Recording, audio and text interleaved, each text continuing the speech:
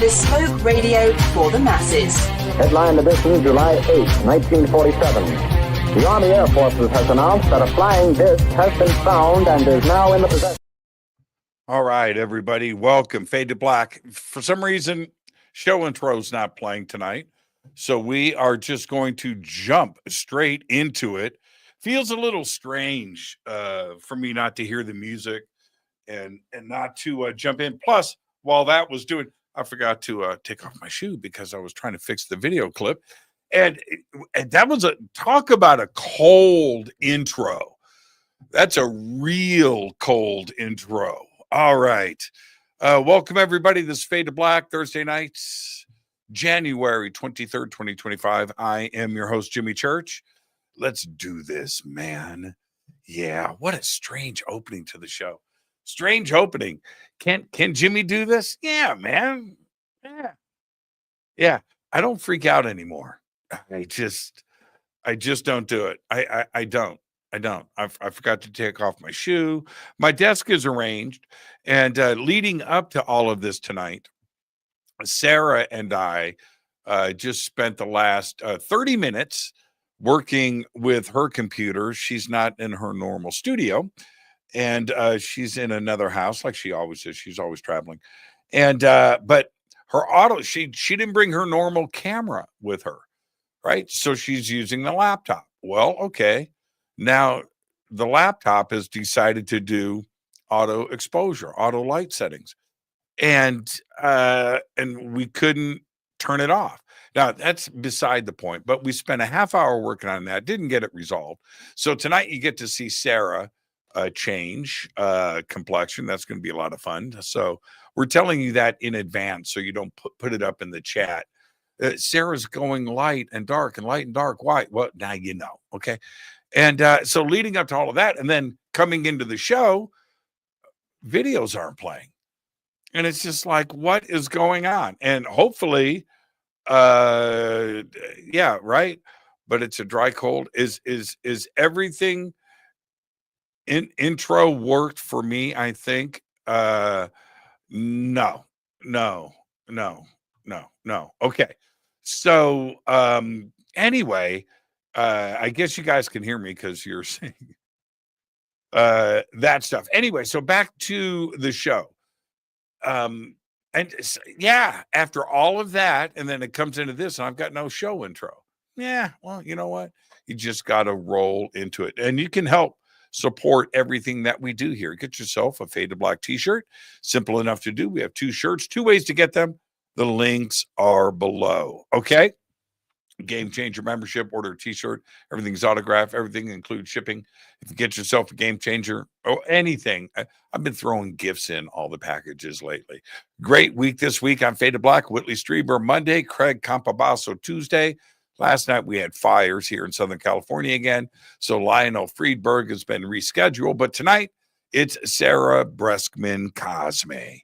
Yeah, she's back with us. She's got a new book out. It's called The Hypnotherapist's Journey to Avalon. I think I've got that right. I don't have the book. It's brand new. I don't have it. Apparently, everybody else does. Now, Sarah's going to be with me. Again, you have pretty much throughout the year. Coming up at the Conscious Life Expo, February 7th through the 10th, 2025. The links for that are below. I've got Rise of the Guardians right after that, March 29th and 30th in Sedona, Arizona. Right after that, the Contact Modalities Expo, May 2nd, 3rd, and 4th, 2025, Delavan, Lake Delavan, Wisconsin. Then Contact in the Desert, May 29th, June 2nd, Palm Springs, California. And then I'm heading back to Peru with Brian Forrester for the Inca Celebration of the Sun. That is June 17th through the 27th, 2025. All right. Tonight, Sarah Breskman Cosme. We're going to explore her new book, not hypnotherapist, a hypnotist journey to Avalon. And we're going to be talking about ancient wisdom tonight. We're going to talk about deep healing that is stored in our subconscious. Great subject. We're going to talk about Avalon. I don't even know which version of Avalon we're talking about. We're going to get to all of this tonight. She's a best-selling author. Many books out, one on the Sphinx, right? One on Atlantis. She's a student of Dolores Cannon's QHHT and a student of Dr. Brian Weiss. I would like to welcome back to Fade to Black, the one and only Sarah Breskman Cosme. In the dark, I might add. You know what? I was thinking for everyone that's watching it, you know that song Roxanne, and every time you hear Roxanne, you have to take a drink. Yeah. Well, anytime I go black, fade to black, you have to take a drink. It's take a drink. Be. See that? Yeah, see, it's right there. First shot. Go for it. First shot. That's right. Do you remember? I don't even know what city. We were in Mexico, and you and I went tequila tasting. Well, I don't drink. I know. No, that didn't happen. It didn't happen. That whole thing, it didn't happen. Remember? You remember? Yeah. Remember, I told you not to tell anyone. You remember right outside of our table, they had that infinity pool on top of the mountain? Yes. You remember that? How on top of a mountain. Fun. Yeah. That was like so much fun. So much fun. It was an Olympic size. Pool. Yeah, it was an Olympic sized infinity pool on the top of a mountain on a cliff. It was like paradise, though. And then they came with those drinks, like the coconut drinks. Coconuts, yeah. With the umbrella. Like, man. I mean, I will take any drink that has an umbrella, So much fun. So do you, for everybody, I'm going to have you vicariously live through this. So Sarah and I are on these ATVs, and we're in the mountains. Was it Mazatlan? Yeah, I think so. I don't know. Okay, it was in Mexico. But every single person there loved you. Like everyone. They loved you. They loved me because they're trying to get to you. I'm not stupid, Sarah. So anyway. Go to black. You have to drink. Go ahead. Okay. So Sarah and I are on these ATVs. And tell me if you remember this. You were in front of me. And we're and we round the corner, and in the middle of the path, the road next to the river, is a giant ox, like steer. Remember? With horns that were this wide. You remember that? And he had a nose ring. Yeah. He had a nose ring. That's right. I remember that. He just looked like it just came out of nowhere. And I was like, he didn't even flinch. And we just blow past. I was like, man, did that just happen? I was just like upset the whole time when I saw that you weren't in front of me, because you could save me from this scary ox thing. I could not believe it. We didn't see it coming. We went around the corner and there he was. And he had horns. That was nuts. That was just in the middle of the jungle, just standing there. That was nuts. Where did he come from? Why did he all of a sudden show up there? He's standing in the middle of the jungle. Literally in the middle of the jungle, all by himself. Yeah, that was crazy. Maybe they planted him there just to freak everybody out. That's on their ATVs. Like, what is that weird? That was white. and plus we couldn't. Yeah, he was white. Plus we couldn't take pictures because we're doing 40 miles an hour on ATVs. On the side of a mountain, you don't stop, and we, what was it?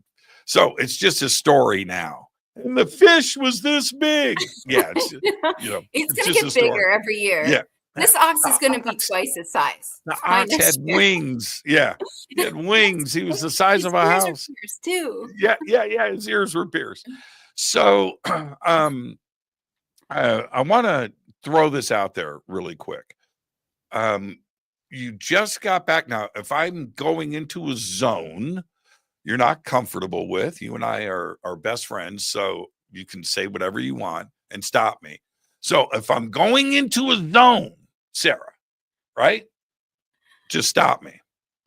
Whoa. You just got back from Ecuador. Nope. No, Costa Rica. Yeah, ding. You just got back. You just got back from Costa Rica. Yeah.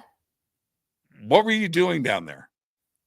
I took people on a workshop, but I did ayahuasca. Ah! And it was amazing. Okay. All right. So here, this picture was sent to me. Uh-oh. Oh, There it no. is. There it is. Oh, okay. So Phew. this is taken. This That's is always everybody. scary. This was taken last week, and it was sent to me. That's our good friends Doug and Sherry. I've been around the world with Doug and Sherry. So have you, and they are amazing. Doug wearing his Fade to Black shirt in Costa Rica. Anyway, so I get this text, and the text says, "Well, I'm not going to, and they're listening right now, laughing." I love But them. anyway, so I get this text. So Jimmy, blah blah blah blah. Sherry and Doug. So you get the whole story. I said, "You're what?" Yeah, and I said, "Who are you? What's going on?" We're with Sarah. Oh, but that's right. And I had known about this, right? And so anyway, I'll let you continue with the story. I was a little jealous that I couldn't be there. Yeah, But why were you I'm not there? I'm picturing you with a shaman going through ceremony. You did the whole thing? You did the whole shot? Yeah, and so did Sherry and Doug. It was amazing. It was so amazing because that was my actually second time doing it. It was crazy because Continue, young one. I thought I was going to find out the secrets of the universe. So I had a list with me. Right. I was waiting for like the spirit to show up because, Graham Hancock has done it a bunch of times and he finds out all this 100 times. information. Yeah. So You I might have brought done. a list. You know what though? Maybe in somebody's life, 2, 3, 4 times over a couple of decades, I think you're good. I think Graham, that's 100 ceremonies, 150, whatever he's done. I think that's a bit much, man. That's a lot of information. That's a lot of conscious communication going on. So this is your second time. You had a list. All right. I want to talk about the book. I want to talk about Avalon. I want to talk about what's going on. I want to talk about consciousness. I want to talk about healing. I want to do all of that. But first, let's talk about your experience with this, because if we back up, you went to college to start a career to help heal people, right? That was your thing, right? Yeah. And you didn't have an interest in any of this stuff, did you? No, not at all. UFOs, ancient Egypt, Atlantis, ayahuasca ceremonies in the jungle with a shaman with a bone in his nose. Did you have an interest in any of this? No, in fact, I was on the opposite side of the fence. I just was very scientific. And just to tell you a little bit about myself, I got the highest grade in my psychopharmacology class. Like I was so gung-ho to help people. And I just wanted to be the best, but I wanted to be a psychologist. That's what I went to school for. And then everything you're kind of changed. doing that, but you're kind of doing that now. I've learned that every single thing that you study and every single thing that you do and all your experiences, you're meant to have anyway. So I do use all that information and all those, studies that I went through. But I just could never have guessed that I'd be doing what I'm doing now because I wasn't into any of this stuff at all. It was the opposite. Right. Yeah. I know you pretty well.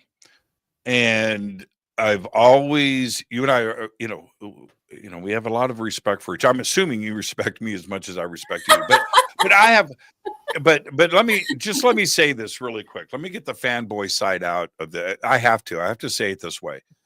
And so as a parent, I'm a parent, and observing you and how you are with your family and how you care about people and how you carry yourself around people is very impressive. And I would think that if I was your neighbor and I needed that cup of sugar, I'm going to your house. And if you needed something, you would come over and knock, and you're the mom next door that everybody loves. But you're also the mom that goes to Costa Rica, right? Yeah, it just, look at this picture, everybody. Okay, look at that. That's the mom next door, right there. There she is in the jungle in Costa Rica. So what are your goals when you plan a trip like this? What's on that list? What is it that you need to address? Well, I just really wanted everyone to have an experience, and I wanted it to be like an intimate experience with the people going. So I do this workshop with them. So I have workshops all over the place. Like I'm doing one here in Orlando, but I just wanted them to really be able to find out everything that they could about themselves. So the workshop is where I give them past life regressions and do a lot of inner healing work with them as a group. And there's only 23 people that do the Costa Rica workshop. It sells out so fast. And yeah, basically I just want to give people that special experience that they'll remember for the rest of their life. That's really my goal. Plus, if you're leading the retreat, right? And you're doing these, session work and everything else, well, that pretty much means you got to go all in with everybody else. I do. I Yeah. mean, I'm not going to tell them to do something that I'm not going to do. So that's what I'm saying. Okay. So what was on your list? Now, this was your second ceremony. Yeah. Oh, my list. Oh, I had a huge list. It was like what really happened in the Serapeum in Egypt. I really wanted to know. I mean, I've gotten a lot of information from my clients under hypnosis, but I really wanted to go deeper into that because there's something about the Serapeum, whatever you want to say it's called. I wanted to know more about that. And I really wanted to like connect and speak with Three or Toth. I wanted to know a little bit more about like, oh, it just went black. You have to drink. So, okay. Anyway, well, I had this huge list. Anyway, when I first took the ayahuasca, it's really weird. Have you ever done it, Jimmy? DMT. Okay. I've never I've done that. DMT. It's the same thing. It's the same thing. That's what you're doing. Yeah. Ayahuasca, man, everybody's going to be plowed drunk by the end of the show. So ayahuasca, you're a lot that it's DMT. It's So it's a different way of ingesting it. So yes, I've done it, but I've done it twice and I've just gone straight to the source. I just did DMT. I didn't do ayahuasca to consume the DMT. But anyway, so yes, I have. I've done it twice. And let's continue. I want to know what's on the list. But there's another component to this. You and I are very similar in a lot of ways. And one of them is that we are constantly learning from our job, right? Constantly learning. It's just always coming at you. And then you have turned all of that knowledge into books to turn around and get out to the community.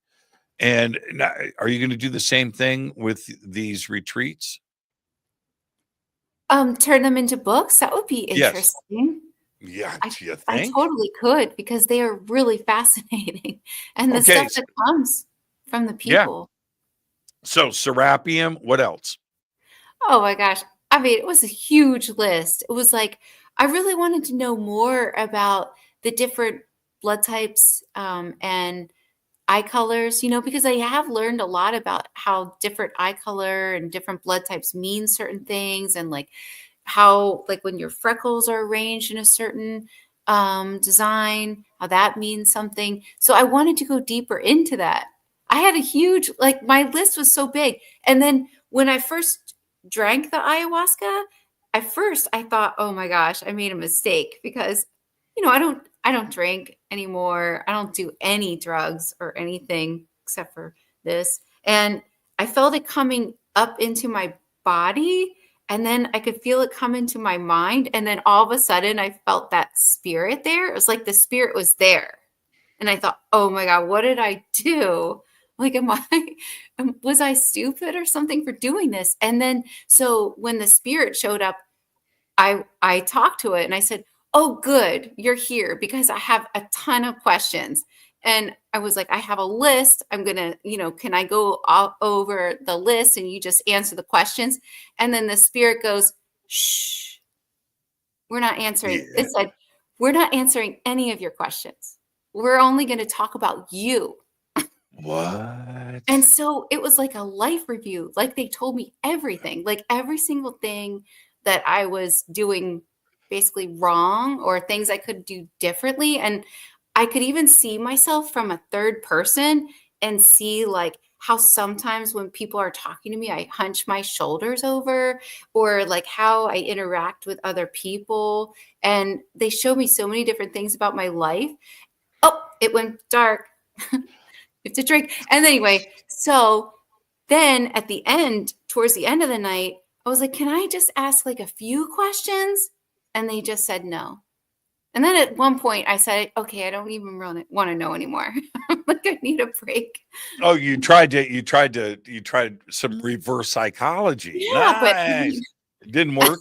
no, Yeah. I wasn't allowed to know about nothing on my list. Yeah. The No. mother goddess is a lot smarter than that. I did see some wood fairies. That was interesting. Oh, really? Okay. Yeah, they look like sticks. They look like hold on. Like, what's his name from Galaxy? I don't know. What's the Guardians of the Galaxy? Groot. Did he look like Groot? I don't know. I've never seen that. It looked like a stick being. I've got Groot over here. Hold on. Okay. Hold on. God, I can't believe I'm doing this during the show. Hello, everyone. How are you guys? This is Groot. No, but Groot looks pretty cool. It would have been cool to see that. You haven't seen Guardians of the Galaxy? I don't think so. Show's over. Show's over. Show's done. I gotta go watch it, and I'll come right back. This is my favorite character, man. This is Groot, man. Groot's the bomb. Looks pretty cool. Okay. Did you do it a second night? No, because it was only one night in our, for our workshop. So we had the shaman come just one night. Because most of these people, this was their first time ever doing it.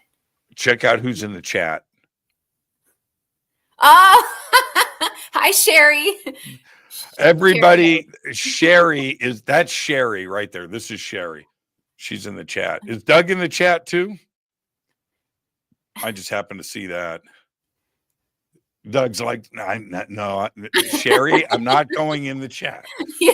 It's not going to happen.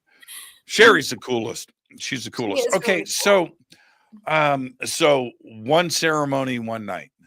Yeah, just one night. Yeah. Okay, and how much? Just for a logistical, how much did you consume? How long was your journey? All night. It was all night. I don't know. I think we started at 8 p.m. and stopped at 8 a.m. Oof. So, yeah, it was very long. Wow. But time goes by so fast because you're just receiving so many messages and, seeing so much. It's really interesting to do. Now, okay, so you get the right? Yeah. Okay, you get that. And we're going to talk about you. Do you mentally like snap to attention, go, oh, okay. It's like the principal coming in the office. Yeah, I was like, wait a minute.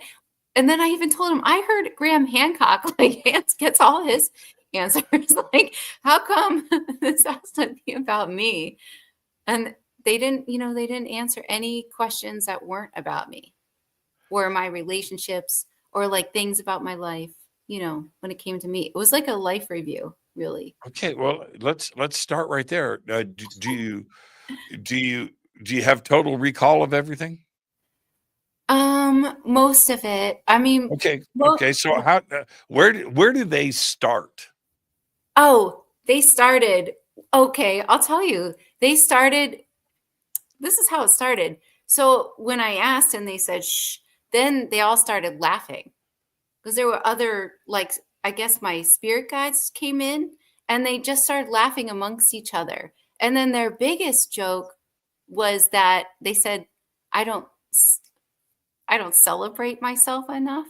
That's what they said. And they said other people that wrote this many books would be like proud of themselves. They kind of like showed me like how I just kept like pushing and pushing. And they were saying, why don't you like sit back and enjoy, things a little more? And then they showed me things I could do in my life. Like, why don't you take time, instead of rushing, before work, like take time, sit back, like be more present. They showed me so many things like that and things that I was doing wrong, like things where I would just, when people give you a compliment and then you feel, well, if this is me, I would feel uncomfortable and then try to give somebody else a compliment instead because I didn't want to, take the compliment. And they kept saying, you should take the compliment, like take the compliment and then sit with the compliment and then say thank you, because they were showing me how people were affected by my books and how it was helping a lot of people. And they were telling me like, why don't you accept that when people come up to me and say, thank you so much for writing this book. It helped me in this way. And they were showing me scenes from my life where I would say, oh, I didn't write it, or, well, I don't write them. It's written by the higher consciousness that comes through my clients. But they were just saying, take the compliment. Be like, oh, thank you. Because I played a part in it. I'm transcribing. But I'm they're basically, but they're right. yeah, They are. And here's another thing. I'll be part of this life review too. Okay. oh, great. But That would be so funny if like in the vision, my yeah, ayahuasca, Jimmy Church comes in. yeah, yeah, yeah. Don't. That's trip number 3. Yeah. You'll be in my next DMT trip. So, but here's the thing. Remember that theatrics is half of the sale. People are comfortable with you because partly your voice, your knowledge, but also your appearance. Don't forget, that theatrics is half. Don't sell yourself short. So when somebody comes up to you and compliments you for whatever reason, it's coming from another place, right? And so they are right. Accept that. They are in your presence because of all of you, not just one little thing, right? And so, yeah, theatrics is half of the sale. It's accept it. Say thank you, Jimmy. Thank you. Thank you, Yeah, Jim. get it out. But it's really true. It's really true. I remember, I don't remember where it was, but when we first met, and you know what? Let's not even get into the details. We met over dinner, and you for the first time, and we were sitting at the same table. You were sitting in front of me. You didn't know me. I don't think you did. I didn't know you, right? We had just met and we're kind of feeling each other out, right? Talking to each other. And I had said to you then, I said, you've got a tremendous future in front of you. And I saw that. And to see the community embrace you as they have, Sarah, that says a lot. But when people resonate with you, there's a reason for that, right? It could go the other way. It could go the other way. There's a lot of people that swing for the fences and it doesn't happen. I made this movie and nobody's, I wrote this book and nobody's, I did this thing and nobody, well, you know what? People resonate or they don't, So yeah, the ayahuasca gods and goddesses, man, they're spot on the money. And you should take the time to just deal with yourself. Now, okay, so enough of that. I'm just agreeing with them.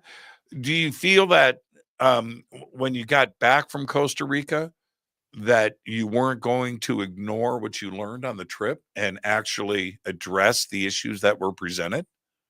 Yeah, definitely. It really did change my life. I really did start doing things differently. And, I think about it a lot. Like I started making changes and now I try to, like receive the compliments. Like, thank you for that nice compliment. And I've been doing those practices. So yeah. Yeah, here's the other thing. When you're alone, that's when hopefully you don't lie to yourself, right? In public, you're lying to yourself all day long, right? Is my ass too big? Whatever it is. But when you're alone, right? When I'm inside my own head, that's when you're honest with yourself. And when you're at a moment like that and going through that, and you have the opportunity to self-reflect, you can't lie to yourself about that. You have to go, okay, all right, just accept it. It's the hardest thing to do, isn't it? It is. It's really hard, but it's so true. Like you have to be honest with yourself and not, deny what's really going on. It's true. And but you're doing that with your clients too, as well. You're asking them to be honest and to be open. Yeah. Right. So you have to turn around. Yeah. Don't flip out on me right now. Don't lose yourself. Stay focused. So you're thinking too much. Sometimes my clients, it's rare, but a lot of times in the beginning, when they first come in for their session, we talk about their life. And sometimes they don't want to tell me certain things. That doesn't usually happen, but sometimes, and then their higher self will say it in the session. Like, oh, that is why, they have this, because really, they had this issue when they were 5 and blah, blah, blah, blah, blah. No, it's not blah, blah, blah. Well, expand on that. Okay. There were like for a period of time, I had a lot of, this is just the truth. I had men coming in for their sessions because they had prostate cancer. Uh-huh. And it was a weird coincidence because it seemed like most of them were molested by a priest. They all seemed to be altar boys. It was a weird coincidence. Anyway, I had a slew of these clients, and a few, like 2, did not want to say that they were molested when we were talking in the beginning, but their higher self told us later. So it was really, thank you for that nice person in the chat. See, that's Moina. She says, it's so nice to me when I met her last year at CLE, and you are such a beautiful soul. See? Thanks. Yeah. Yeah. But yeah, wait. When you say, okay, so it wasn't 1, not 2, but it was many clients. A slew. It was a period of like maybe 6 months or something. That's a short period of time. It is. But I have, this was during the time when I had a client every day, like 5 days a week. So, but I thought that was a weird coincidence. And I noticed that sometimes people come in a lot of times people will come in and it's like the same theme throughout other people. And that's what happens when I write my books too. It's really interesting. Because they're from, man, our audience is drunk now. The clients, and I was talking about you the other night on Fade to Black. I forget who I was but there was somebody I was talking about you to on the show, and I had said that you have clients that are in different states, different cities, different countries that don't know each other at all, but they Yeah. are revealing the same things. Okay. Which takes me to this. I find this fascinating. When you start to hear something over and over again start to repeat itself, you stop and take notice, don't you? Well, that's how I write my books. And it's really interesting because as formulated as this method is, there's a huge element of woo-woo to it. I mean, I don't plan what I'm going to write about. It just comes to me through my clients. And as soon as I get my first main subject for any book, like when I mean by a main subject is the client that reveals the story for like the main part of the book, then it's like a whirlwind, like where people start coming in around the same time, bringing information that correlates with the story that I never have to search for.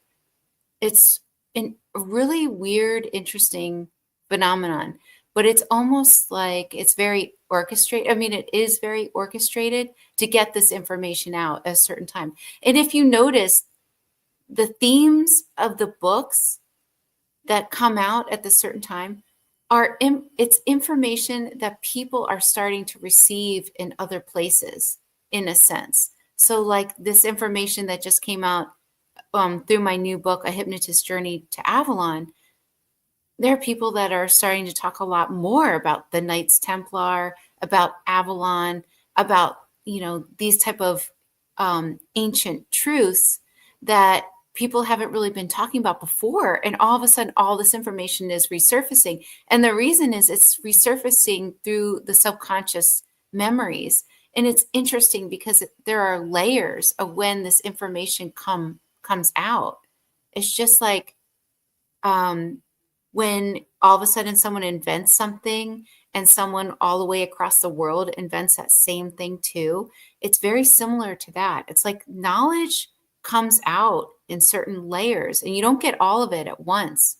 So I find it really fascinating how this works. And I'm sure I'm not the only one that uncovers information in this way, because I just don't have to search for it. It's really an interesting phenomenon. I didn't even know these things were even connected because I wasn't into any of this stuff. So I'm not like going anywhere to study any of this stuff. All this stuff comes to me. I don't research through anybody else's information at all.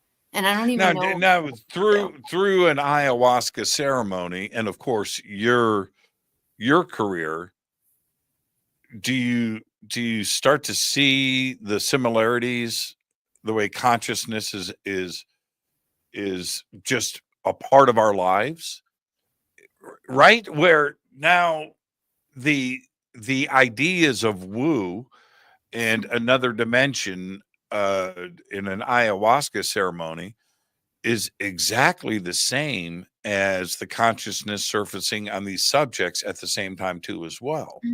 Yeah. Right? That there is something else that the theory of everything kind of thing, right? It's just like this one elemental component is the one thing we haven't figured out, but we know what's going on. Yeah, totally. I mean, you see it everywhere. People are starting to experience that initiation process where they're starting to see repeating numbers. They're starting to see like more and more synchronicities. And what's interesting is that everything is a reflection, a mirror. So when you're interested in yourself and the deeper truths and these ancient truths about the universe, then the universe in turn gets interested in you. And it's like an initiation process. And then you go deeper and deeper, and the universe responds and shows you more and more. It's really interesting. Do you have clients that do more than one session a year? I do. Well, for my hypnosis subjects, and I find my hypnosis subjects because they come in as a client, and I can just tell they're a very clear channel. And I love using people that I only use people for my books and for research that don't like have the conscious knowledge of any of this stuff. They're usually the people that come because they just want to heal themselves. They don't really know, much about any of this stuff. They don't go to conferences. They just, heard about me and then just book a session. I love using those people because they don't have conscious knowledge. They don't listen to all these shows or interviews or anything like that. So I can trust that information a little more. And then what I do is the way I research is I'll have a bunch of those people. So like 5 or 6 when I'm researching something, and then I'll ask them all the same question to see if it correlates, to see if I can validate it. That's pretty much how I try to validate the information. Because if I just use one person, then I couldn't really validate it. It would just be like, No, exactly. I think that's what happened a lot with John Mack, and through his sessions, he had, of course, he was dealing with contactees and abduction experiences, but we never found out, he passed away, but we never found out what that correlation was.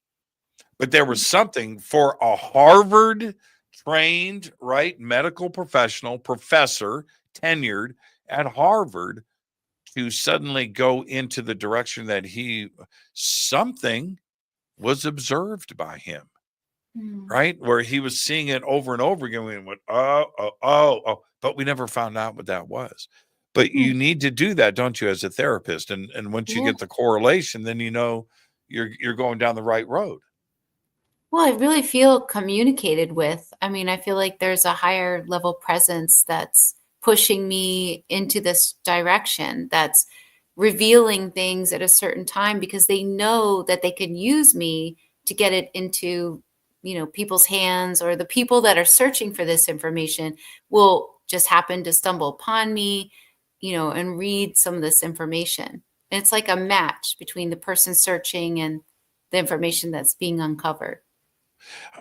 With the let's go back to Costa Rica for a second before we head to the break. How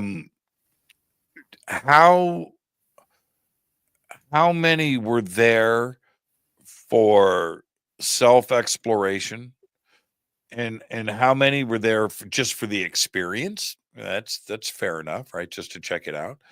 And how many were there for something else totally, not for them, but they want to see the edge of the universe or something? There were some people that were like just brought there because their husbands or wives really wanted to go, so they made them go. And then once they got there, they were just so amazed and excited to be there because they didn't realize like how much they were really going to discover about themselves. I would say probably most of the people that went there really just wanted to learn more about themselves. They wanted to heal themselves. There were a bunch of people that wanted to heal things that were on our latest trip. And there were some people, I think they just wanted the experience. So, I know that in the morning, or as we were all leaving, people just couldn't wait to come back and do it again. But it's very intimate. We only have 22 participants. That's it. That's why it sells out so fast. My intention, both times, by the way, and I set my intention for a couple of weeks. I really thought about it.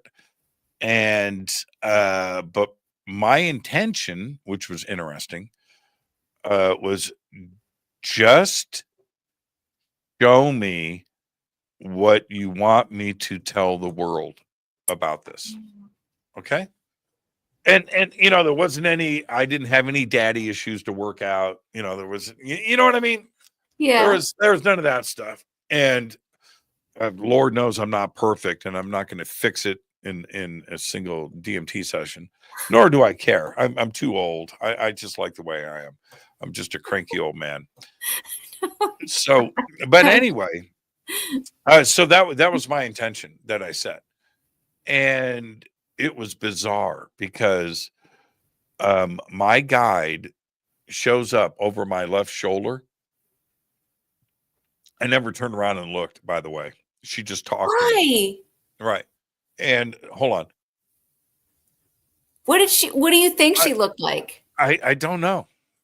I really haven't even thought about it. It was definitely, it was feminine. It was a feminine voice, female voice. What did it feel like? Okay, whose show is this? Okay, whose show is this? Is this my show or your sorry. Show? Okay. But I'm curious. Just losing control, man.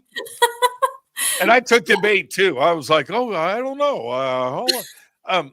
But those are great questions. Okay. So I set the intention, and DMT, opposite of ayahuasca, DMT is that fast. Okay. All right. So, I mean, it's faster than that. You just go, whoop, and you're there. So I go from this normal setting, just like this, right? Oh, have you seen my tattoos? No. Honey, yeah, I did. Those are cool. I saw them online. Yeah. Okay. Honey, have you seen my tattoos? What about the one that says Sarah? Yeah. That from Mexico. Yes. Cost us $2 in Tijuana. So anyway, so I set the intention. What is it? And you want me to tell the world? And boom, right? I'm there. And there was this sign, this thing, and the sign said, enter here. It just like appears. And I'm walking forward. Okay, I guess I enter here. And I'm walking down, and this voice right over my shoulder. Like, okay, this is what we're gonna do.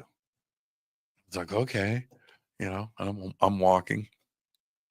You can go straight on the path, or you can go left or right. It's your choice. Okay. All right. But anyway, that was my intention. So I was being shown, like, I've got a tour guide taking me through the museum. It was like that. And it was really, really, really fascinating. The presence was calming. When I talk to people about this, and this also includes like your experience, I mean, you with your regression session with me, people on it quickly, and I understand, well, they'll say, that sounds frightening. It wasn't.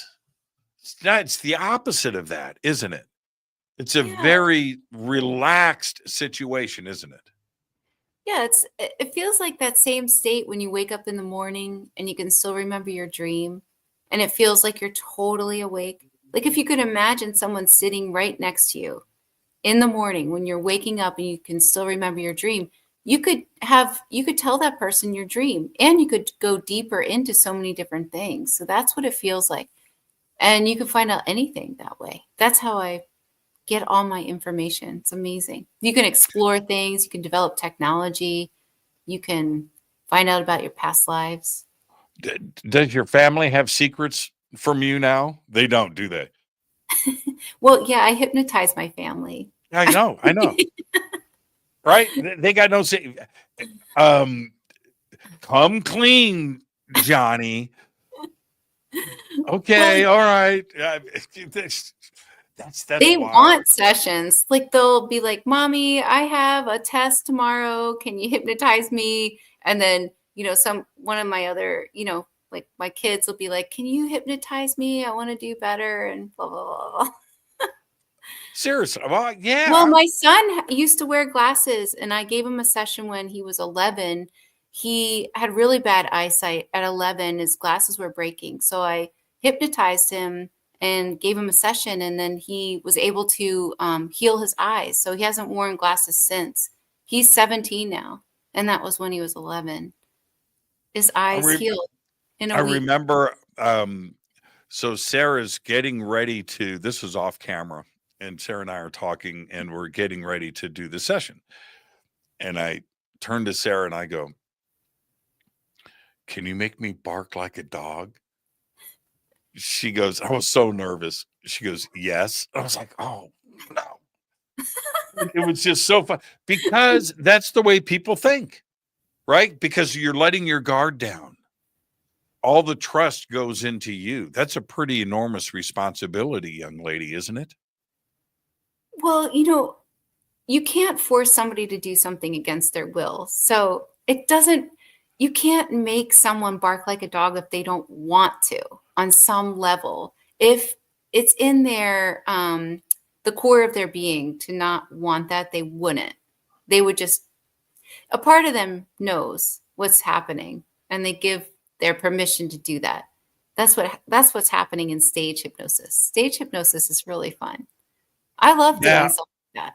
Okay, so you're saying that when 10 people get up on stage and they're all barking like a dog, they want to bark like a dog? They are allowing it. They're not against it. Right. So they might not remember that because they're so suggestible and they're really easily hypnotizable. But a part of them knows and also agrees to do it. And you can't find out some secrets if they don't I'm going to tell everybody how much Sarah scares the crap out of me. This innocent looking angel. Yeah. This innocent looking angel. So I go, her and I, we were out to dinner. We were alone. We're out to dinner. And, and you're going to have a real conversation. And I said to her, so that stage hypnosis stuff, can you do it? You go, yeah, I love it. I was like, what? You can do? Yes. You can. Yes. Yeah. It scared. You were so enthusiastic about it. And I was like, you mean this crap is real? Oh, yeah. Wow. That is just fascinating to me. So everybody needs to understand what we're talking about here. I didn't think, I was worried that I wouldn't be able to to do a session. I didn't know if I would go under, and I went under in seconds. Yeah, you did a really good job. You went under pretty quickly. I don't even remember it. I don't remember it. I don't. You were talking to me, and you were saying something, and suddenly I felt like I was rolling down a hill, like face first. That's what I felt like. I don't know, down the rabbit hole or whatever, Wizard of Oz in the tornado. And so that's what I felt like. And then the next thing that I remembered, I didn't hear anything, but I heard you say, okay, we're at number 2. I think that's what you said. And I got mad. Why are you bringing me out of this?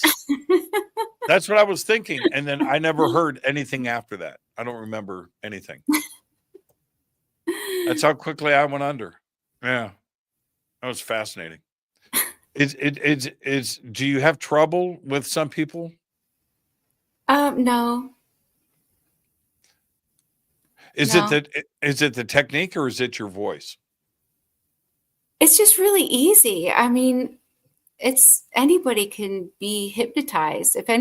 Unless they can't ever sleep, but then they would be dead. So, I mean, anybody that can fall asleep and anyone that can wake up can be hypnotized. It's really, really easy. All they're actually doing in these sessions is quieting their mind a little bit and tuning into themselves. So it's really easy. I mean, for the sessions I do, not stage hypnosis, obviously. But it's such an amazing tool. I mean, you could find out anything. You could heal yourself. Because imagine if you've all this stuff going on in your body or even in your mind, and you're tuning into yourself, you can make these changes so quickly. So it's great. It was mind-blowing for me. I had my fingers interlocked on my chest like this. And I didn't know how long I was on. I didn't know anything, right? But what I do know is when Sarah brings me out of it and I opened my eyes and my fingers were locked on my chest, right? Or on my stomach or something. I couldn't get my hands apart. and I pulled them apart and my fingers were numb. I didn't know That's how that long I was in like this. Yeah, I was in that position for a long time, over an Yeah. hour. Yeah. But that's how I was, man, yeah, It fascinating was to me. so weird. It was weird, our session, because that everything just feels so set up and coincidental, because when they told us the time of how long our session was, it was 1 hour and 11 minutes to the dot, like 111. I thought that was interesting. Bizarre. Yeah. So strange. So I strange. know. So strange. And I still can't believe the stuff that I was saying and stuff that I've never even repeated. Right? I don't use those words. Yeah. I don't talk that way. It was very strange to see that. Now, the book Avalon. So we've got a book on Atlantis. Yeah. We've got a book on ancient Egypt and the Sphinx. My book on Atlantis has been censored since October. It's What? not available. The paperback was taken off of, you can't buy it anywhere. Although I saw it for sale because banned books are very expensive. So it's for sale on eBay for like $375, but you can't buy the paperback right now. So that makes me wonder, if I'm just a hypnotist writing books, why is it so threatening that it has to be taken off of Amazon? Who banned it? Amazon? Really? Mm-hmm. Yeah. Do they give you a reason? I have a lawyer and been trying to get it back, but they won't give a reason. They just say, so there's a loophole, and anybody else that has a like banned book or book that's been taken off, what they do is they say, and you think they're not banning books, but they are. They'll say, we don't know why this is happening. So they don't give you a reason. And then they say, oh, it'll be back up tomorrow or the next day. But it's been since October 5th, actually. No way. So if you have a paperback version of a hypnotist journey, I do. I've got mine. Hold on to it. No, it's going on eBay tomorrow. Yeah. I gotta buy lunch at school for the kids. So I gotta make sure. Yeah. Get that thing on eBay as soon as possible. Will you sign it for me before I put it on eBay? Yeah, good. I'll bring it to Conscious Life Expo. All right. So, but this next one is about Avalon. Yeah. And so tell us about that, and then we'll pick up after the break. Okay. This book, basically what I've learned about Avalon is there's so many different levels to Avalon. There's the consciousness of Avalon, which some people in their memories consider like another realm. And then there's the fairy realm that some people consider to be Avalon, which is about a foot off of our realm, close to where people go after they pass. There's like another realm there, but Avalon is mostly where the fairies would reside.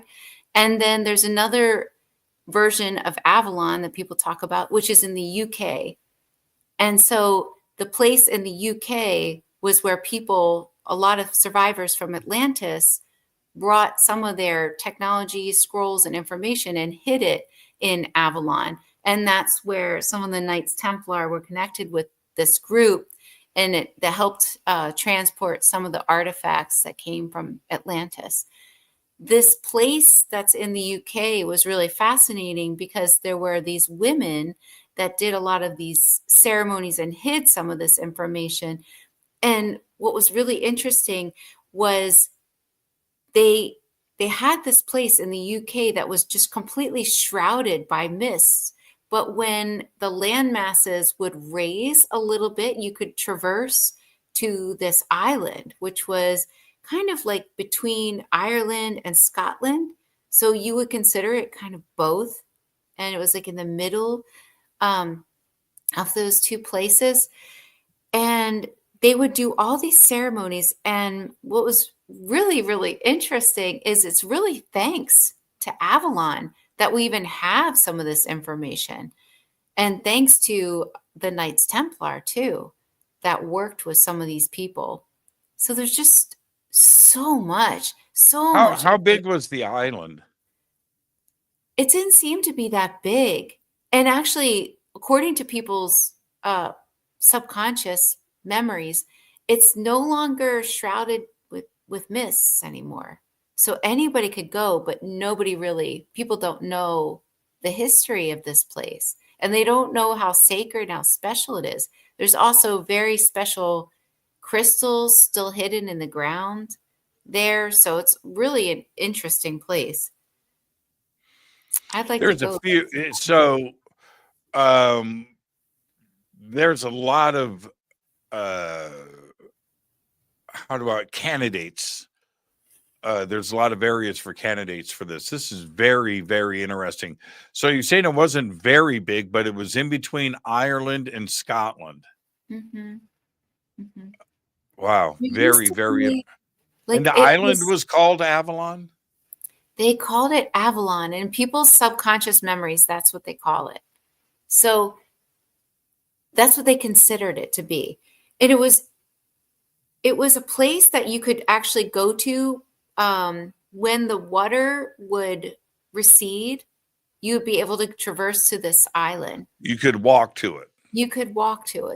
But most people went on horseback, and sometimes they had little boats that would go, and only certain people knew how to get there. Even in people's memories, King Arthur would go there.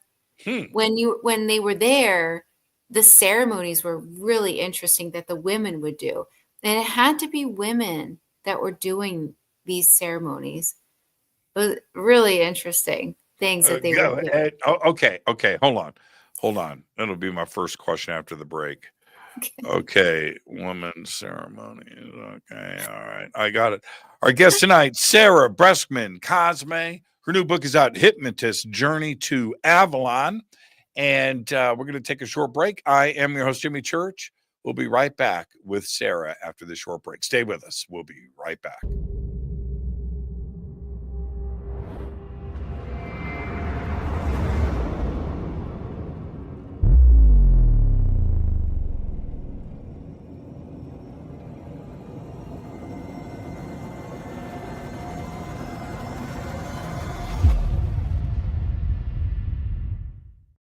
Subscribe to our YouTube channel to get your alerts and access to over 2,000 videos. Click that subscribe button right now. Go to jimmychurchradio.com and get the Fade to Black official podcast. 2,000 episodes, all of them commercial free for just $2 a month.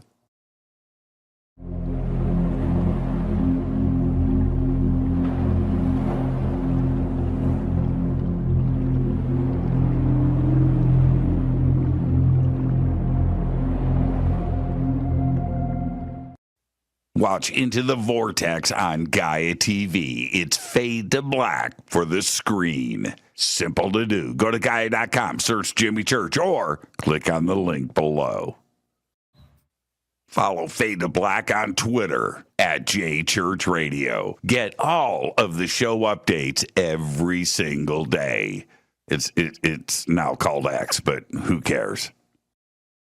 How you doing? Jimmy Church here. Special announcement. Get your Fade to Black t-shirts. That's right. Help support the show. Help support everything that we do over here. We've got 2 t-shirts. We've got 2 ways to get them. Get your Fade to Black t-shirt today. Go Backley Tappy. Go to jimmychurchradio.com and become a Fadernaut. Get a membership. That's right. Everything is commercial free. You have access to downloads, and you get to call yourself a Fadernaut.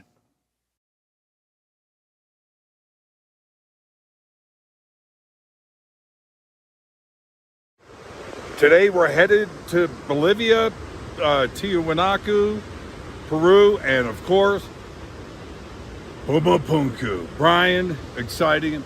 Thank you so much for everything, my friend.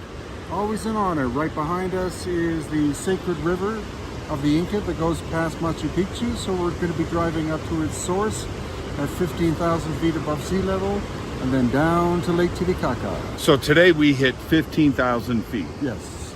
Crazy. And you can do it with us. All you have to do is go to hiddenincatours.com. Simple. We've got 2 tours coming up next year, one in June for the summer solstice, That's right? And then another one right here in November. So hiddenincatours.com. Come and hang out with Brian and I and his amazing team. Right on.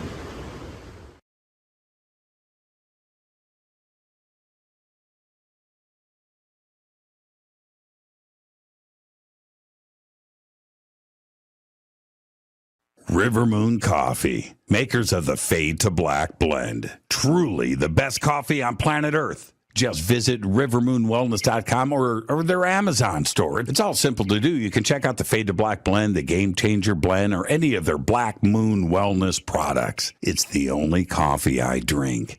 It is the best, and it's Doc. Again, rivermoonwellness.com.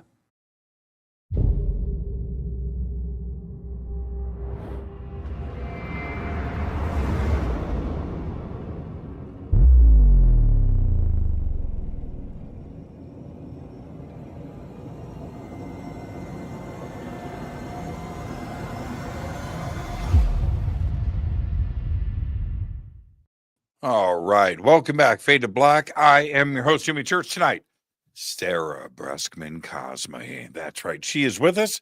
She's got a new book out, Hypnotist Journey to Avalon. We're talking about that and much more. And now, so Sarah, so I'm understanding before I circle back to these female ceremonies, and we'll talk about that in just a second. But you brought up in Costa Rica, you were introduced to the wood fairies, right? And now you were just saying that there is an Avalon in another dimension where fairies reside, right? Now, you've just mentioned fairies twice in this show. Same fairies, same realm, same DNA, different species of fairies. What are we talking about here? By the way, fairies are real, so you don't have to convince me of that. But what are we talking about? So, people would actually work with fairies a little more back in the time of this Avalon that I'm talking about in the book. And it was sort of like passed down through generations of how to connect with fairies and how beneficial it was. There's part of the reason that this type of information is coming back and a lot of people are talking about it is a lot of people are being asked to start developing a relationship again with fairies and the natural world. So actually, there's a lot of benefits that come from working with fairies now. One thing that people talk about is, that fairy dust, fairies have dust. That's what they say. Well, what that really is because fairies are sort of elemental beings. When they're together, they spark joy and it produces this dust that's like a joy dust. And so when they help humans, a lot of times they sprinkle this dust on the human and it actually makes them happier. So it's one of the things that people can do. Fairies can help a person in a lot of different ways. But I survived the Sunset Strip in the 1980s. I know all about that joy dust. But I can't resist. That's low hanging fruit, man. That's funny. It's low hanging fruit. So when I had my experience with fairies, now look, I was just like everybody else. That this is bullshit, right? Okay, it's fun to talk about. I like Tinkerbell. I like the movie. Okay, all right. I've seen Labyrinth, and David Bowie. I know all about fairies. Okay, but they're not real until they are, right? And I'm okay with it, man. I am okay with talking. Look, man, I got my guitar tattoos and I ride I'm wearing a Harley t-shirt right now. Fairies are real. That's it. You know, Hands down. yeah. But And some people are reincarnated from the fairy realm, which is really interesting. And usually those people have anemia in their current lifetime. It's usually a telltale clue. And the reason is because fairies couldn't handle iron. So people that are reincarnated, like druids or fairies from that realm, often have anemia as a clue because their body doesn't want any of the iron. So actually is leaving their body because their subconscious memories of being fairies or connected to the fairy kingdom is so strong, and they don't realize that that's what's actually happening. But those people can go to a place like Glastonbury and drink out of the chalice well, and that can actually help them a lot because there's a mineral that was actually put in the chalice well there for these reincarnated fairies, for the druids, because there's a mineral they haven't really studied yet that actually affects them and is very beneficial. Also, they're asked to work with raw honey, and honey is really interesting. It's found in a lot of the pharaohs' tombs, and I always wondered why. Like, why would honey be found in a tomb? And they knew, a lot of these ancient cultures understood the power of honey, that actually what's happening is, sometimes spirit can move a bee. I don't know if you've ever heard this before, but people will see a bee or like an insect that spirit is actually moving. Well, the bees, when they're involved in the whole honey process, are communicating into this honey like ancient wisdom and all this information. So when a person is ingesting honey, they actually have connection to like this ancient wisdom. If they were to work with it in that way, understanding the power of honey, they could connect on a deeper level with this honey. So a lot of my clients are being asked to work with honey again in that way, and work with different roots or barks or even, flowers. And it's interesting because there's so much information that could help us so much in our life, but we're not told any of this stuff. We have to learn it through like our subconscious memories, but yes, fairies are real. People are asked all the time to start working with them. People are also remembering when they're in sessions like what I do or with other people, that they are reincarnated and have a parallel life as a fairy or a druid, and that's actually showing up in their current life as, anemia or something like that. And what's interesting is, I always ask, why would a fairy or this realm come into our realm? Because they have their own realm. Why would they want to, especially if they, they haven't always been treated nicely in the past, in our history, in people's memories. And the higher self has said that's because there's more growth in our realm. So even if a fairy or a being from that realm comes into this realm, there's more growth for their soul, and they're trying to expand and evolve their soul too. And the reason why there's that clue of anemia is because during the Iron Age, when iron was being extracted from the earth, the fairies in the fairy realm are much more connected with the earth. So anything that happens within the earth affects them to a greater degree because they're way more sensitive to what's going on with the earth than we are. We are just as connected. We're just not as sensitive. So the fairies, when the earth was being drained of its iron, actually felt that so deeply, and it saddened them.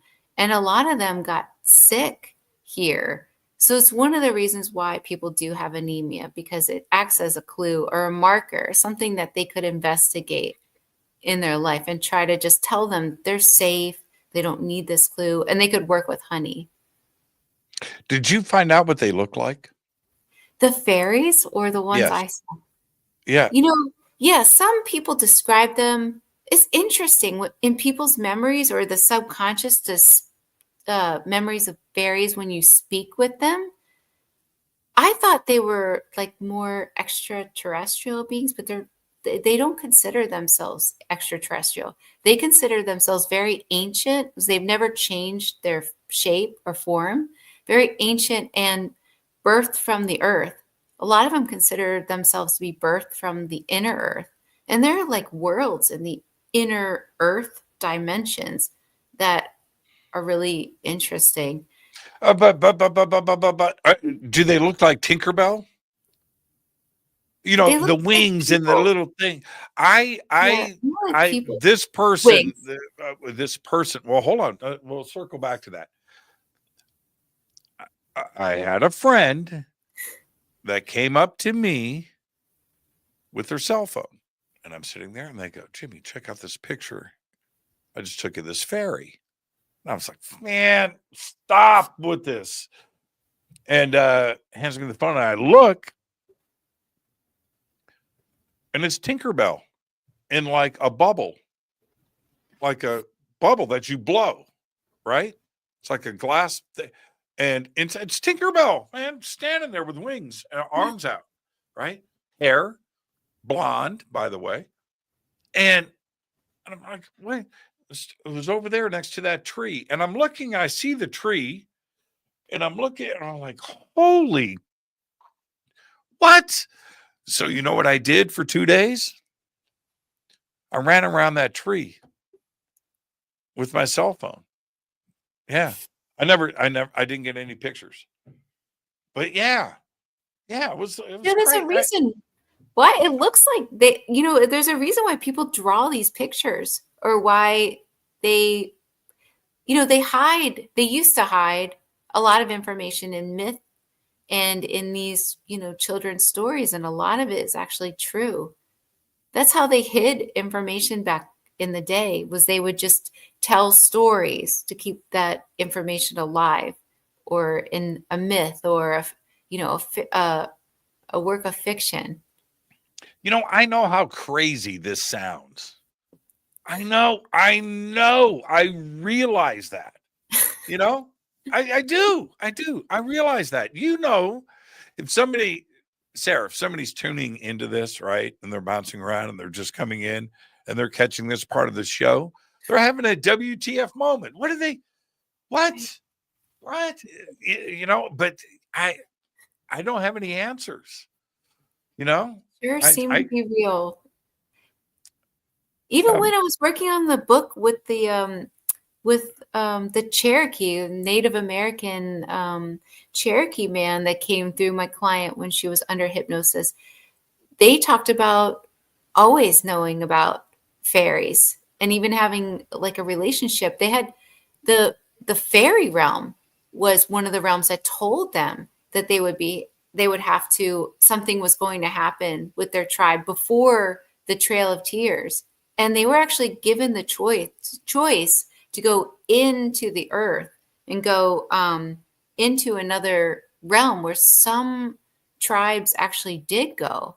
And like when people talk about or remember like this place, I don't know too much about it. This is in a session about this place called Tartaria, whatever, that they were warned and that they could move into a different dimension even. So it's interesting. A lot of the fairies do work with people, and many people have memories, and many people have communicated with them when they were children. Just fascinating to me. Yeah. It's fascinating. Okay, so back to Avalon. You mentioned the woman's ceremonies. I'm trying to think of the right way to say this without coming across too flippant. Why should I care now? You mentioned that, and you said some of it's pretty wild. When you say that, pictures pop into people's heads. Okay, so let's get some clarification for transparency. What are we talking about here?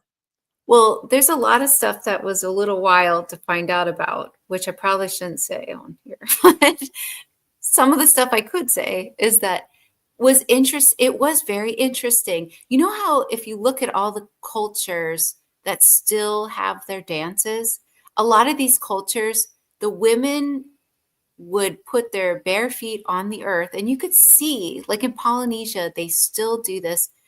They have their bare feet on the earth. This is one of the things that these women would do. And then they would shake their hips. And what they were doing was they were connecting with the earth and shaking out energy for the earth. They would use their bodies as an instrument and shake like this negativity, helping the earth in a sense. It would also help the whole collective. Really, really interesting. Then they would do these ceremonies where they would sit in a circle and they would like connect with their third eye and the light above their head. When people describe the soul, they describe it as being like right above the head, not fully. I mean, there's like a little thread that comes into your body, but your soul is like above your head. And so they would know this and they would focus on this light above their head all together, and they could manifest different things and send this information in positive energy through like a grid system in the earth all together. They did so many interesting things. And sometimes they would hide things for the Knights Templar, which is really interesting. Some of my clients remembered working with the Knights Templar. Actually, I had a client that remembered being a Knights Templar, but the Knights, there was one instance where my client remembered working with the Knights Templar, and that her teacher in that lifetime developed this beautiful relationship with one of the women there. And they didn't like have a sexual relationship. They had a romantic relationship where they really embodied like such a beautiful relationship of the divine masculine with the divine feminine. And it was a beautiful like balance of that. And they really cultivated such a beautiful spiritual relationship. But the women would store some information or artifacts that the Knights Templar needed to store there, especially the red crystals that they talked about were stored for a little while in Avalon before they were brought to this island in Nova Scotia. Because it seems that's where all the treasure that my clients remembered was brought to, this island in Nova Scotia in Canada, and hidden like miles and miles deep under the ground. Okay, we won't bring that up. Are you talking about the TV series? I don't want to say the name. You know, Mike, okay, let me just give you the context for this client, okay? Okay. She wanted to get a session because she had a lot of health issues. So she hadn't read anything that I've written. She really wasn't into anything, whatsoever. She has never watched that series. So yeah. I'll just say it. Oak Island. Right. Here's the thing. We're going to finish it. When I first got on the internet, when the internet first started to happen, this is 1994. Okay, 95, 94, 95. And so I'm doing my thing. There was probably 1,000 websites. All right, just think about it. It's crazy to think about, right? There was nothing going on. But anyway, I stumble upon a website about Oak Island. There was nothing on the web at that time. There was nothing there. There was some UFO stuff. There was this, there was that. But anyway, so I find this website about Oak Island, and it was like 6 pages. I'd never heard of Oak Island. It had the original story and all of that. So I have been fascinated with this story for 30 years. All right, 30 years.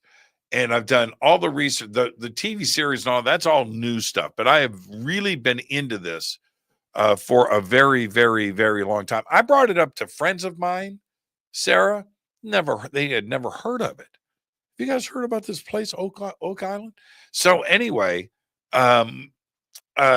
today, I think the TV show, I don't know about the brothers and things. I really don't know, but I think it's now just capitalization. I've never watched this show, but I can tell you what it's people there to make money. Yeah, so they may be talking about another island. They said it's in the Canadian Maritime Provinces. Sure. This is Well, how that's they a lot. That's a lot of coastline. right. And so right now, when they look at it now, a lot of it is covered by water. So where they hid this treasure was it was an island. It was all one landmass back then.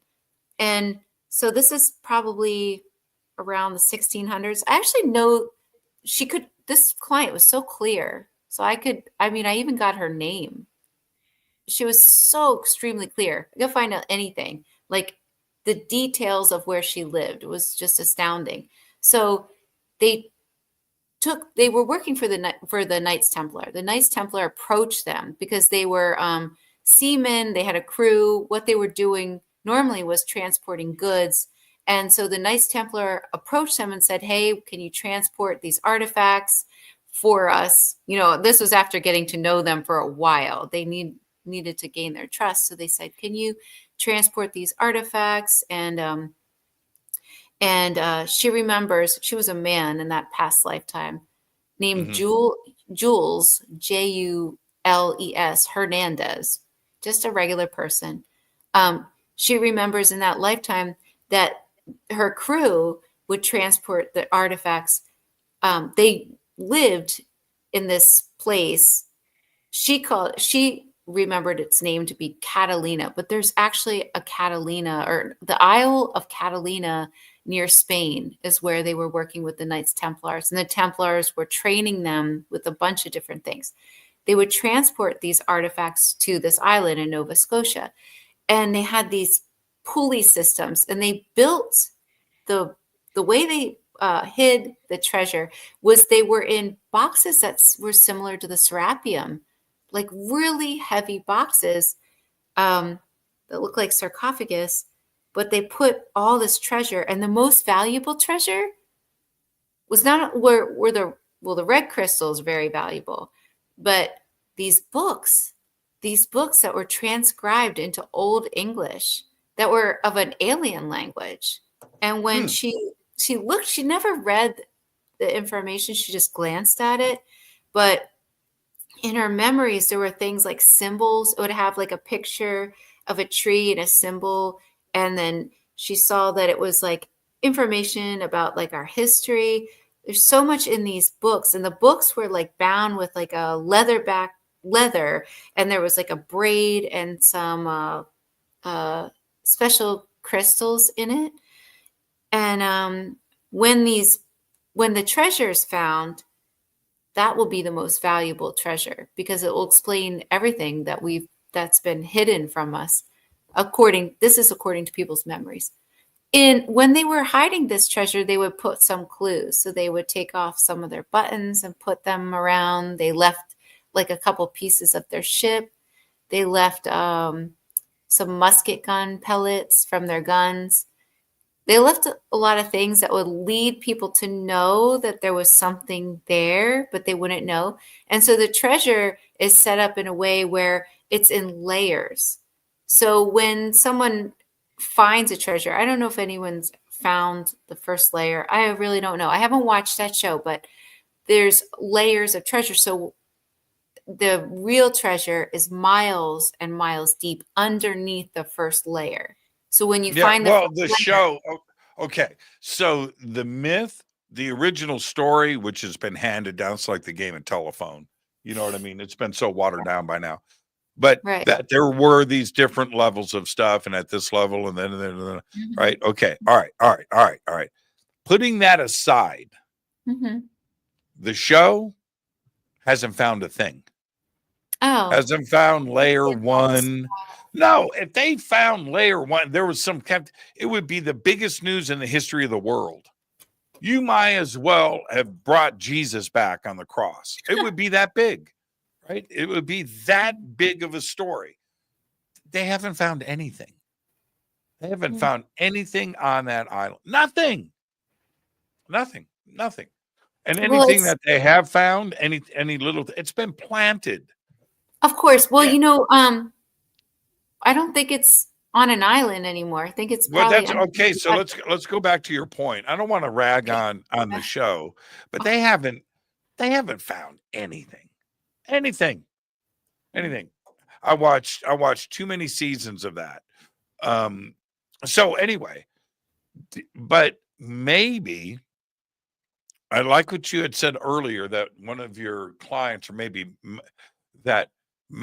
it's an island now, but it wasn't an island then. Yeah, it was a landmass then. And so Right. now when they look at it, there's water covering a lot of it. So, maybe they're just not looking in the right spot. Oh, they're not. They're not in But the right spot. You know who you should regress? Who? And I'll pay you. Better pay up. Yeah. Scott Wolter. I love Scott. What's funny is, I gave Scott a session, or actually. I was just thinking, Doug and Sherry went to Mexico with us. They were on that trip. So anyway, you had, you should have hypnotized Scott. I did give Scott a session, but. What? What'd you just say? I gave Scott a session before. And? I can't reveal anything. I'm not allowed. Yeah, you can. It's just no, you and I can't. Scott's my friend. You can ask him. No, I want you to regress him again, and I'm going to give you some of the stuff to just not, just to guide you through. But it was, it's not Oak Island. It's somewhere else in that area. And Scott's got a pretty good idea of where this is at. And he's not. You could just use my client, and I would regress her and retrace the steps, because they were so good at their navigation. We'll just retrace where the ship was going. I mean, that'll just piss Scott off, and then we'll do it live on the air. Yeah. Let's just. I can regress her live. Let's do that. Why would she do that? Yeah, but can we keep her anonymous? Yeah. Then sure. Yes. Yeah. Then yes. Let's do that. Okay. Scott's going to blow a gasket.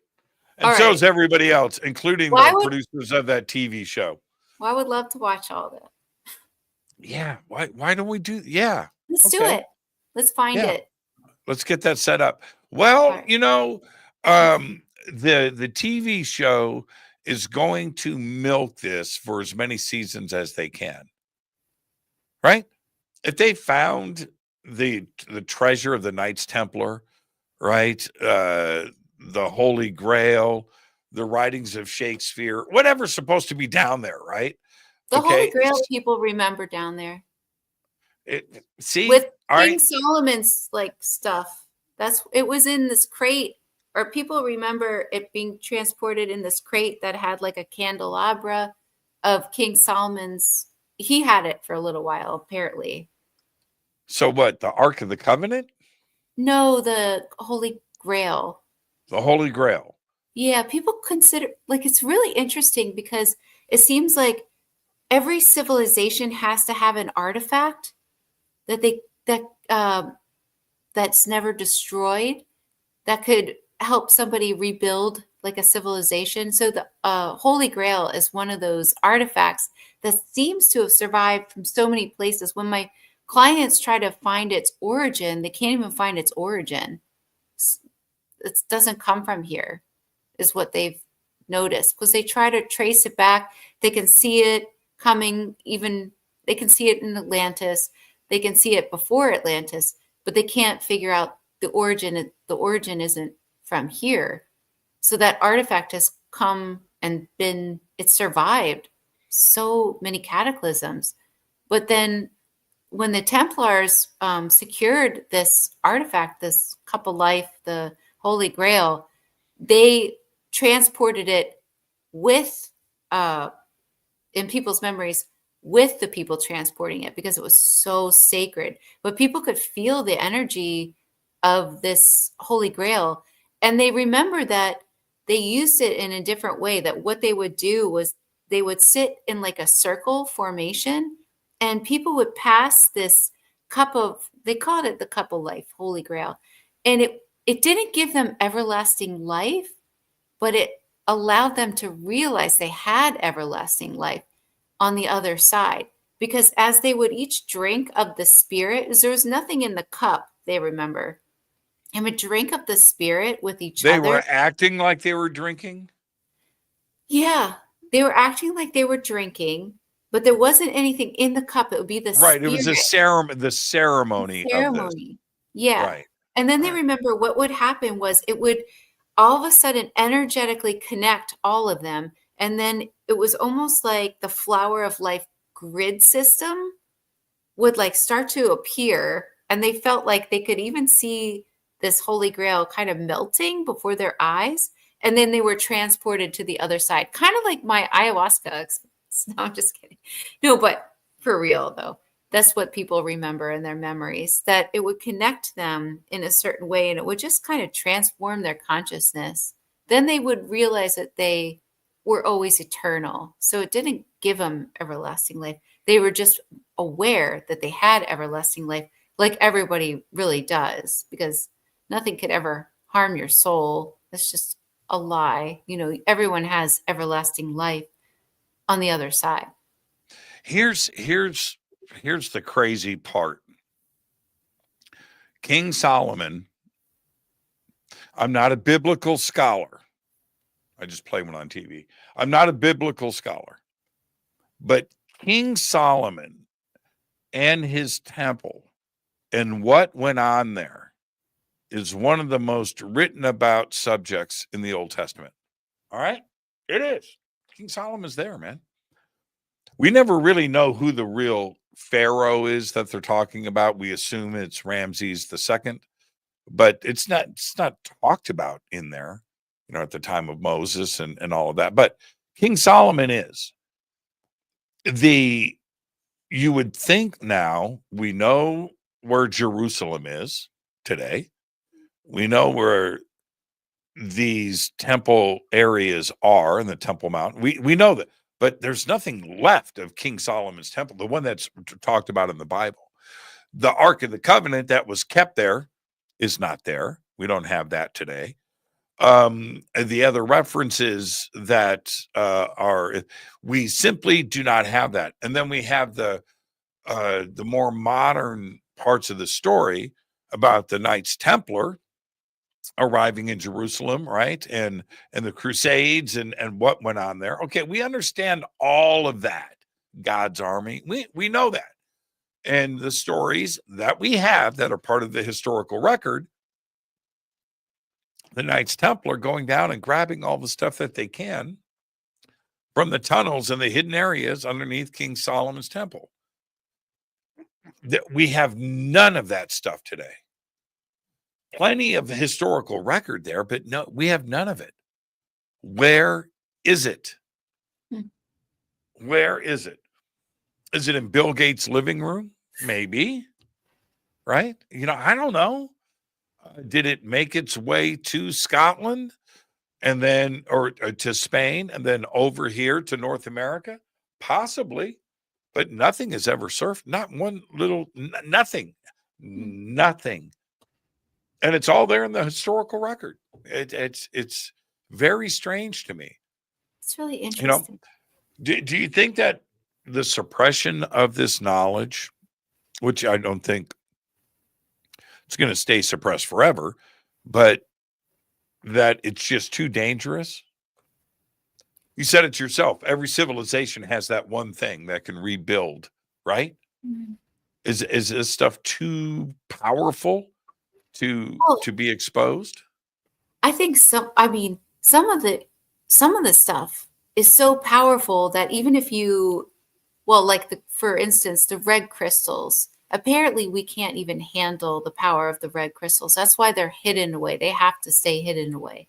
And like some of the arcs of the covenants, depends on what's in them. I think some of that has to be hidden away because it's so powerful. Some people remember that it's almost like an energy type device. But some of this information or these artifacts that are powerful, that come from a different realm, when you work with them and you start using them, you become very powerful. And so that would be dangerous. And it has to be hidden away, because if the wrong people had it, then they could really destroy us worse than they're already trying, because they would be able to just completely control everyone. So that's one of the reasons why all this stuff had to be hidden away. Even monatomic gold, the real monatomic gold, had to be hidden because it was so powerful. Because when people would take it, they could survive without food. They would be connected to like the cosmos. They would, be like a superhuman. So if armies got monatomic gold and were able to make this, and they'd be super powerful. So the actual instructions of how to make it have been hidden. So a lot of these artifacts had to be hidden because it's protecting us in a sense, because we don't want the wrong people to get it. So as those wrong people start to lose power with the help of the internet, and people are waking up and people are starting to work on themselves, become superhuman again, then it can resurface, because we're going to band together. And when we band together as a community, nobody can bring us down, because we'll be stronger than everybody else. And when people start awakening to the truth that they are divine, then nobody can control them either. So I think there's a bunch of different reasons why some of these things, though, have been hidden by people that do want to control us. And that's unfortunate. But they don't know how to use it. Because if they did, then we would be in bad shape. Well, it only needs to be an object for people to see. It doesn't have to have power. But if it, some supernatural, lightning bolts coming out of it kind of thing. No. What with something like the Vatican, right now, one of the numbers, one of the stats that gets talked about a lot today is that religion itself, organized religion, it's on the decline. It's on the, people aren't attending churches like they did in the 50s and 60s or 1,000 years ago and 500. No, they're simply not. And that goes for just about any religion around the world. The numbers are on the decline. They're not growing. And the Vatican, which is the majority of the world's religion, they don't want any of their slice of the pie to be taken away from them. It's already being taken away. Their numbers themselves, are dwindling, right? Now, what if the Knights Templar today whips out the Ark of the Covenant, right? Holy crap. Well, people remember that they hid some of them in North America, like in these tunnel systems. It makes you wonder why this chatter is going on right now about this, because your book is out. You're hearing this through your sessions, and this is something that's been pretty loud around the world for the last 15, 20 years, where it wasn't there before, was it? Now, man, if I'm a Knights Templar in possession of that, I think it's a pretty good time to whip some of this stuff out. Well, some of the stuff you can't really whip out yet, I don't think, because it's still sort of dangerous. There's still a lot of elements at play where there's still a lot of suppression and people trying to suppress. Yeah. But what if you live streamed it on YouTube?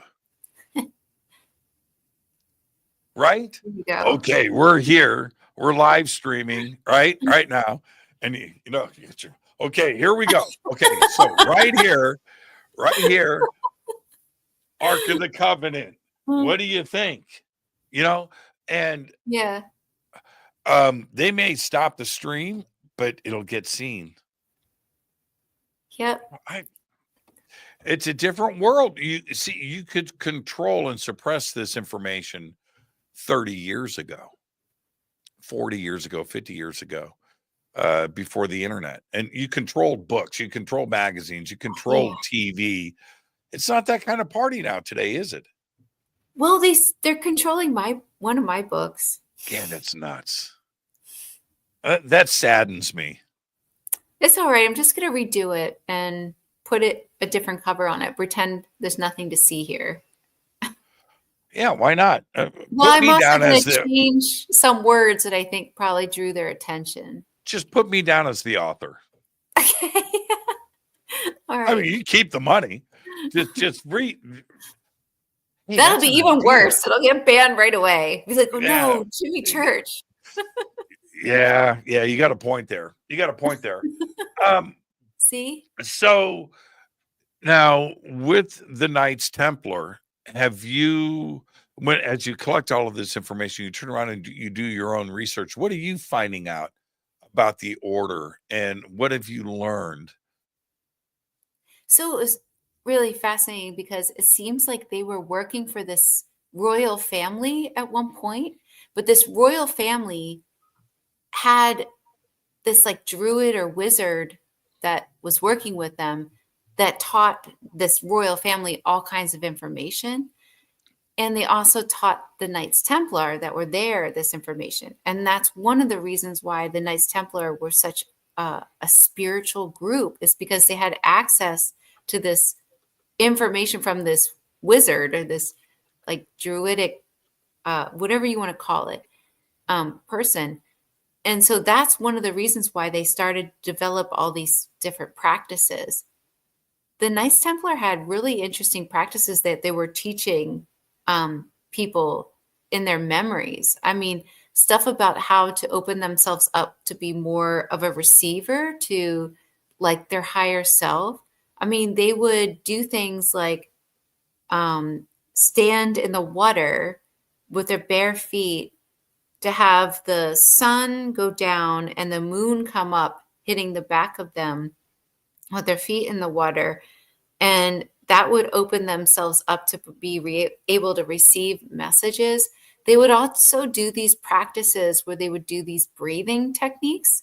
They used their body for a lot of these different things, where they would breathe in through their whole body and then exhale in a way that would help bring them into a little bit of a trance. They would eat like make soups out of with this seaweed, like kelp, because they said seaweed would like enhance their physical body. They didn't seem to eat that much salt or meat other than that, just a little bit here and there. But they had a really interesting like plant-based diet for in these memories when they were working with the Knights Templar who were teaching them certain things. So they were working on themselves physically and mentally, it seemed, because they understood to do that from the practices that they learned from these from this wizard, basically, which was this is what I'm receiving in people's memories. And it seemed like they were very connected with Thoth. So Thoth was like a kind of a guardian, and another reason why the Knights Templar were tasked with saving these artifacts, because there was a greater purpose to all of this. And they understood that Thoth was sort of leading their way in doing this. But people that remember being the Knights Templar was also really interesting, because they realized that there was like this cave system where they would go and they would learn a lot of different things from Thoth, actually. And it was interesting because cave systems can help people communicate with other realms. I didn't know this until, learning this. Where were these caves? There's a cave system in like somewhere in Europe that they would go to, but there were also systems and tunnel systems in North America where the Templars would use these tunnel systems, and they would use like a portal. Like they would go quickly from one side of like the continent to another. Really interesting. Yeah. I don't know. Maybe we should ask Scott Was You it know, was it faster than your automatic light exposure adjustments are doing right now? like, gosh, Yeah, we should have Scott just said wouldn't it was tell a us. ghost. See that Scott ghost? No. Scott wouldn't tell us. It'll be in my next book. Mm. It'll be in my next book. I love Scott. I give him so much. You know, he delivered last week on the show. He's great.